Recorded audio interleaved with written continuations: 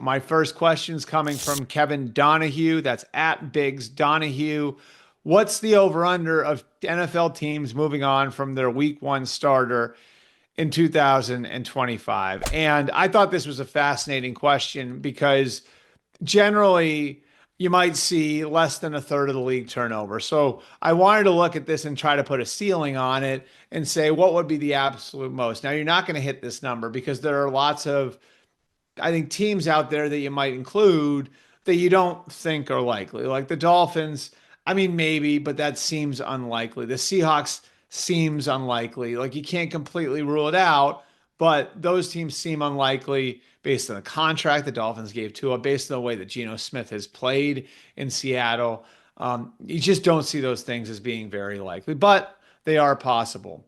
So the over-under wouldn't be 15, but that would be where I would set the absolute ceiling after having gone through all 32 teams and marking off the Buffaloes of the world, the Cincinnatis, the Kansas Cities, the Baltimores, where you say there's absolutely no way, barring injury, that they're going to have a different quarterback in week one than they have right now. So I think the more realistic number right now is six.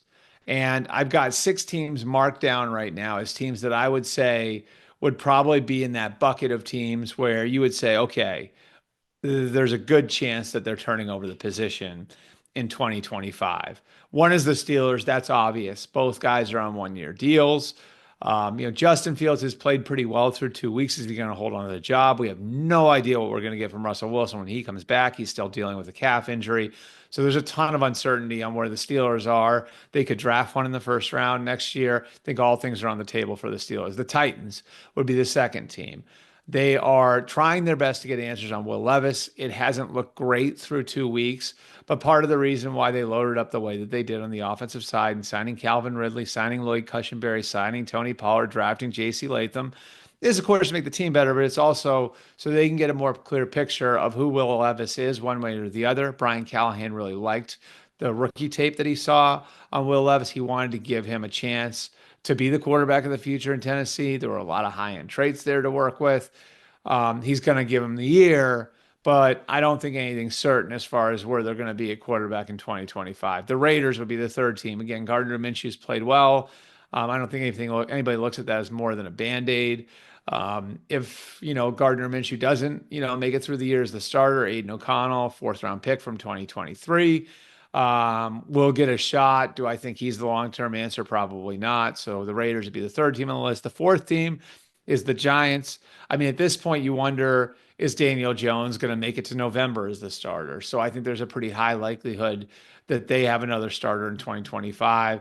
The Vikings, number 5, might be the most interesting team in this list because Sam Darnold has played so well through 2 weeks. And certainly if he keeps playing this way, he's going to merit the idea that he could be the quarterback again in 2025. But they have J.J. McCarthy, who they spent a second round or a top 10 pick on in the draft. And so how does J.J. McCarthy look working in the background? Obviously, he's out for the year. Are they going to have a lot more information on J.J. McCarthy when they get to February and March and have to make this decision? Because remember, Sam Darnold is on a 1-year deal.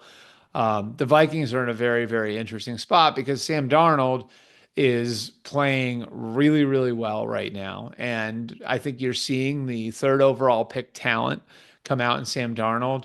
He got the apprenticeship last year working under Brock Purdy and playing for Kyle Shanahan in San Francisco. It seems like that work has paid off, as has his decision to go with Kevin O'Connell and the Vikings.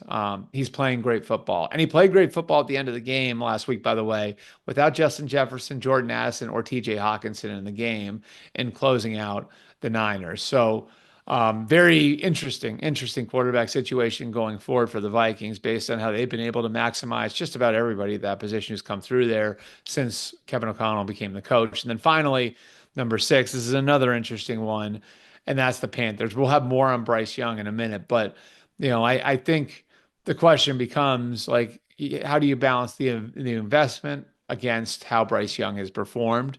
If Andy Dalton plays well, is there an opportunity to get Bryce Young back in there?